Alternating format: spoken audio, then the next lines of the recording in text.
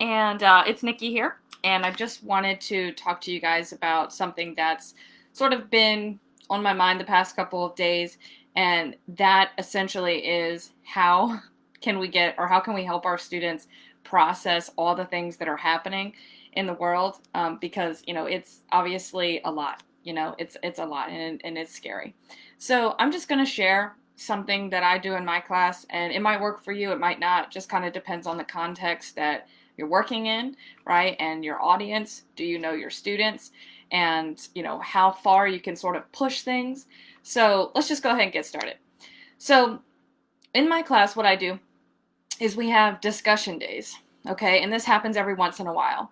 And I think that a lot of people right now are asking themselves, how can we help our students process everything that's going on and be supportive of them and helpful, right? And the bottom line is that in the world today, people, kids, adults, everybody alike, they're confused, they're angry, and they're terrified all at the same time. And that's tough to deal with, right? Especially for a kid. So, and it's hard for us as adults. So you can imagine what it's like for, a teenager or even a student in elementary school, right? I can only imagine. So for me, I've been teaching for 7 years, and I'm going on to my 8th year, and I'm super excited about that for this coming year because I know it's going to bring some new challenges and some new opportunities.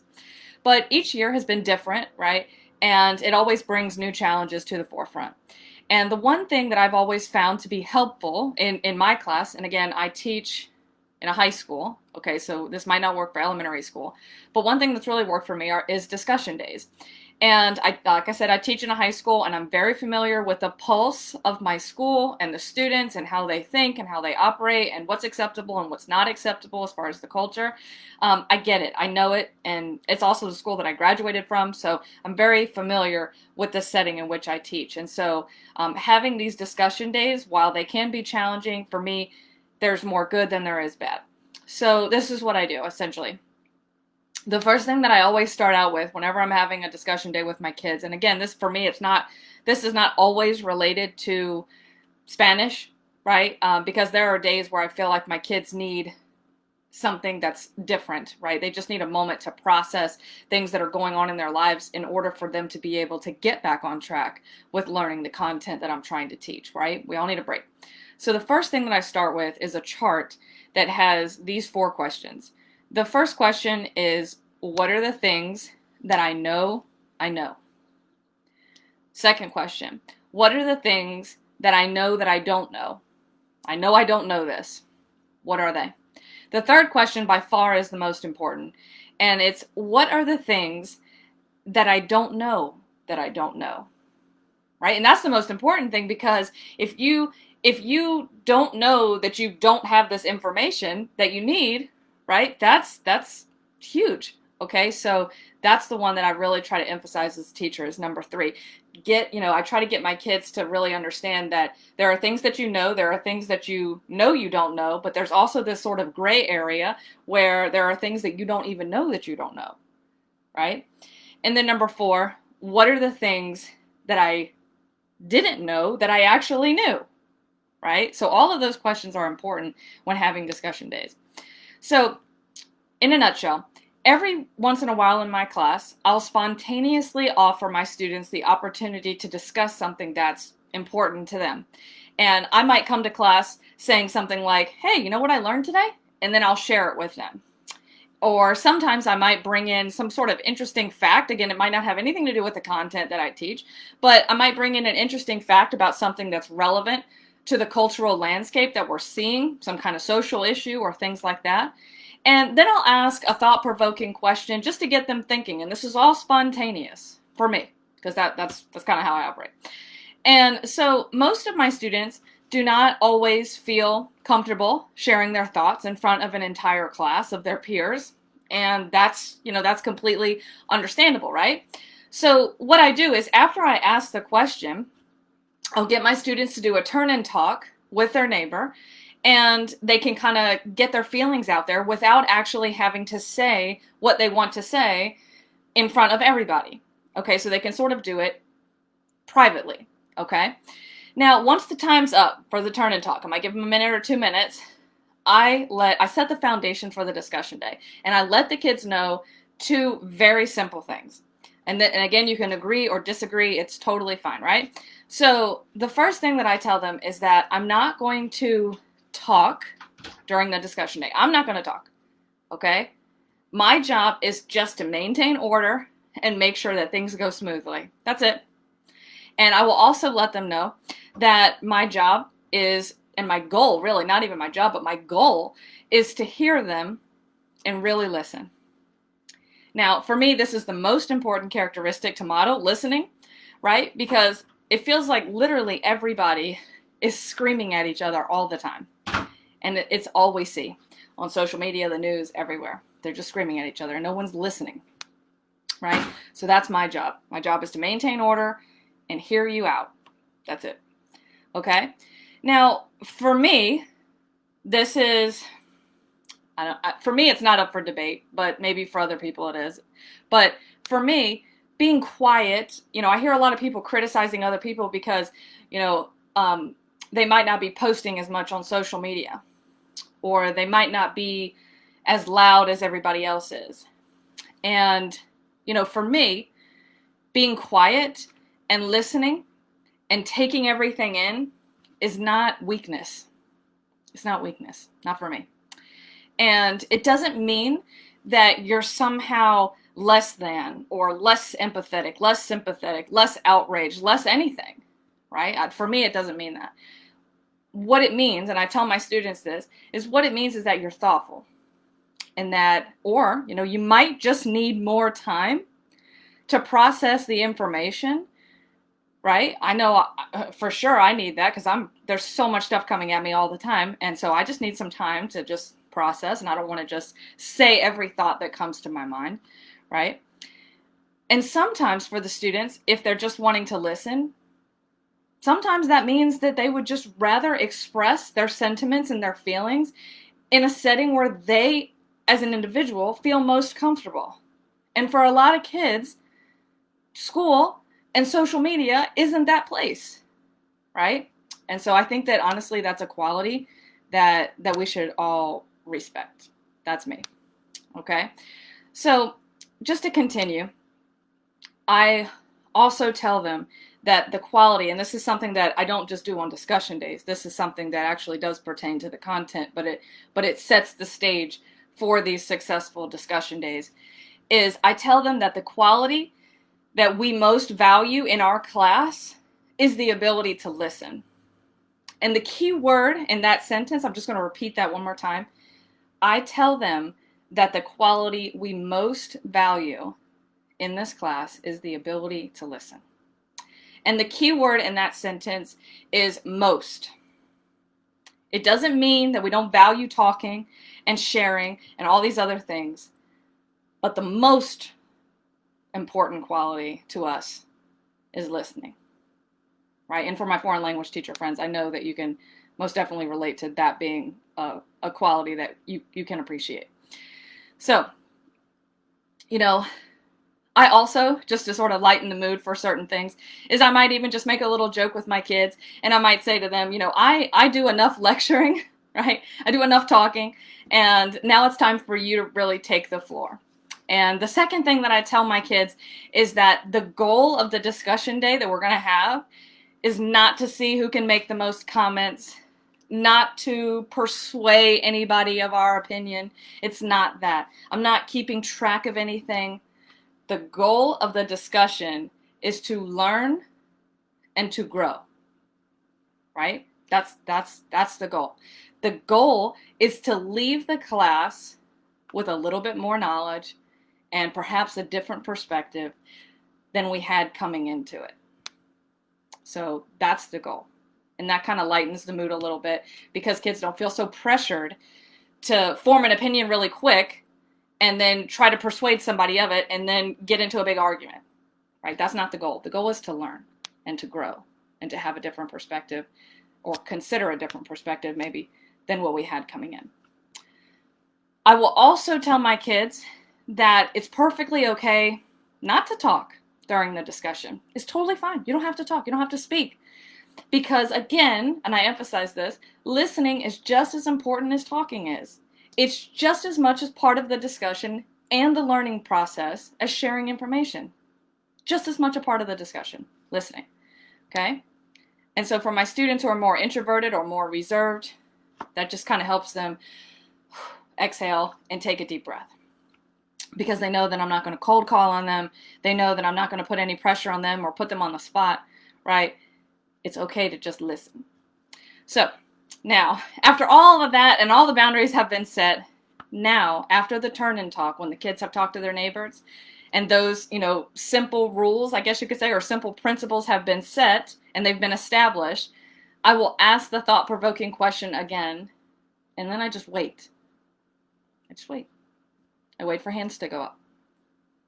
And sometimes that might take 30, 40 seconds. Most of the time it doesn't. I did have one time in 7 years where it took a little bit more time for the kids to want to raise their hand, and it was an early morning class, so I get it. You know what I mean? And it was the first time that we'd had a discussion. They were a little bit probably shocked by that, but they eventually bought into it. So, what's really cool is that once one kid raises their hand and they speak, it's literally hand after hand after hand after hand after hand. And the 50 minutes of class, it goes by so fast. They go by so fast. And the conversation, it's so productive, and it goes in so many different directions, and so many ideas are put out there. And I just have to say that it's a beautiful thing. The students are so connected with each other in that moment as a community. Whether they agree or disagree, it makes no difference. They're so connected in that moment. And it's beautiful because some of the students are finding their voice for the first time. And other students are really listening and really thinking. And they're taking in new perspectives and ideas without an agenda, right? And some of the more vocal kids, this is what I've always, come to appreciate, is that some of the more vocal kids they don't realize it, but they're actually advocating for some of the other kids in class who feel the exact same way as they do, but they just don't want to say it.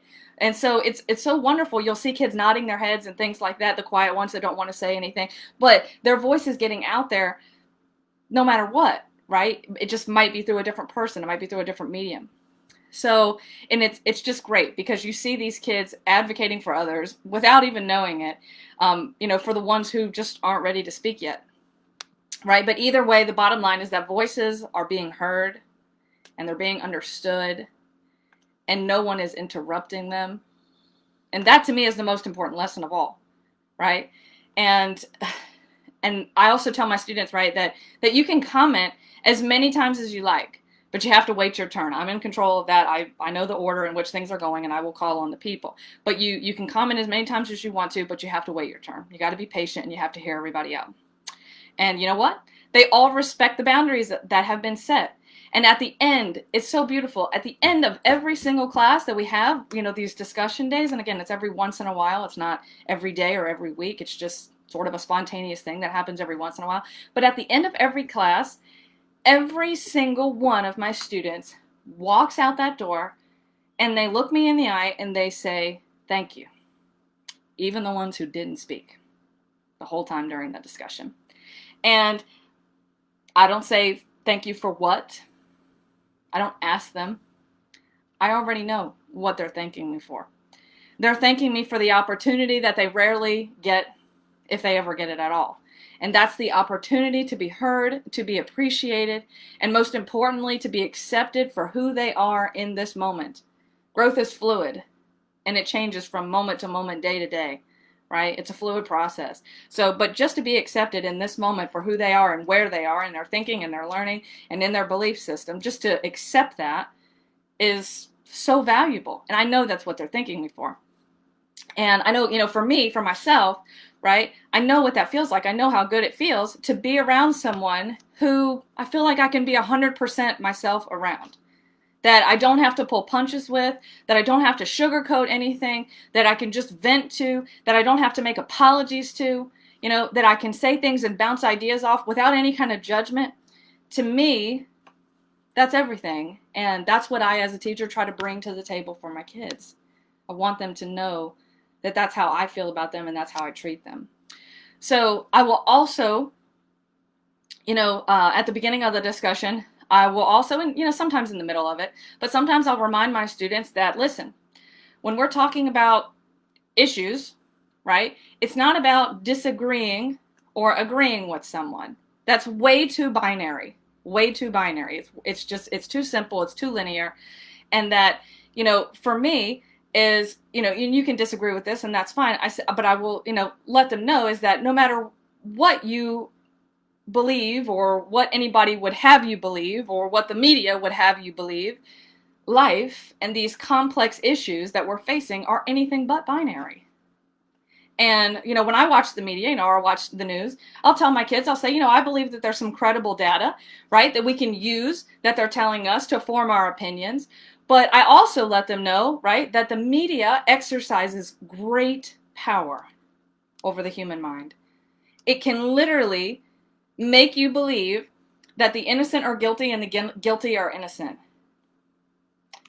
That's power. That's tremendous power. And so, for me, if I do make a comment to the students, I always try to make it data driven, and the information that I provide comes from a variety of sources, not just one, right? Because as a teacher, I don't have an agenda. That's not what I'm there for, right? So I seek to provide data from many sources. And I believe personally, and again, you can disagree, and I know many, many do, and that's okay. But I believe that it's therapeutic for my kids in the context in which I work, right, to not only be able to express their concerns, but to be able to, without having someone, whether it's a student, a teacher, or someone else, without having someone else in the room explicitly and intentionally swaying them in a particular direction. I think that that's therapeutic not to have that. All I'm doing is I'm giving them a process. I'm giving them time to process the information because they're kids. They're scared. They're confused. They might be angry. They might be sad. They might not know what they feel. And to add more pressure on them to believe what I believe or whatever, or to sway them in a particular direction, for me, I have ethical problems with that, right? I'm just trying to give them time to process. And so, for me, I'm also not trying, and I do like consciously try to not to try to fulfill my emotional needs through my students by making them agree or validate how I feel. Okay, because I most definitely have opinions and they're very strong, right? But I'm not trying to get my kids to validate how I feel.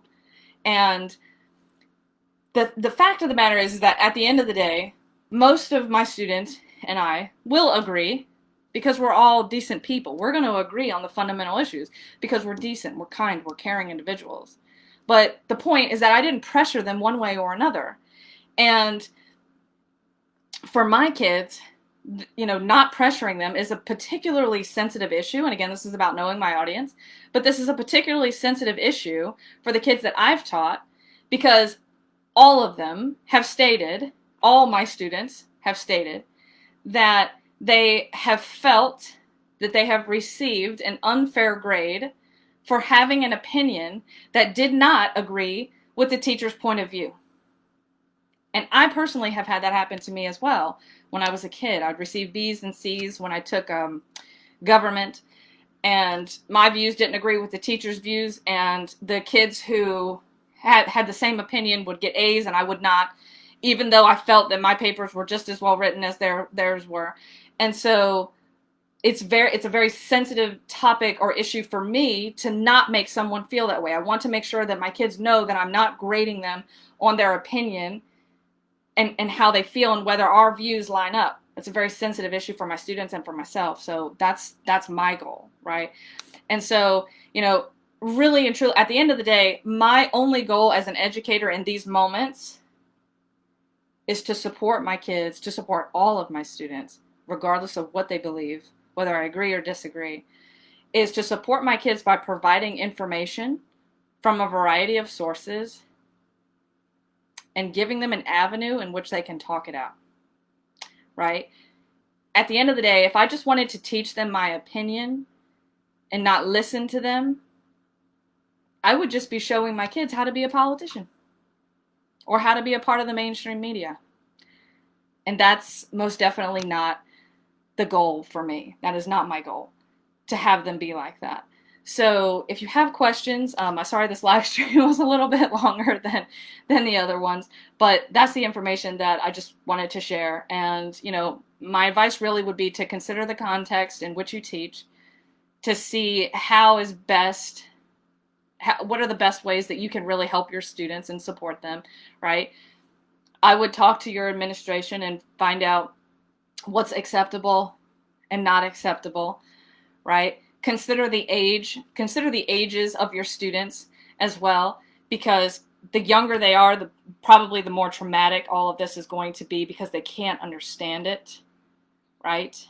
I mean, they might get it to a degree, but it's still very confusing for them.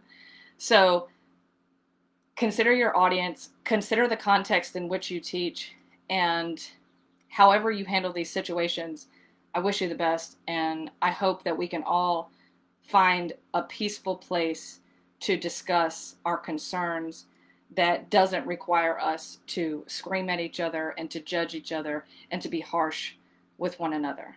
And I also hope that we can consider a variety of information and not just, I'm sure you guys have all heard of confirmation bias.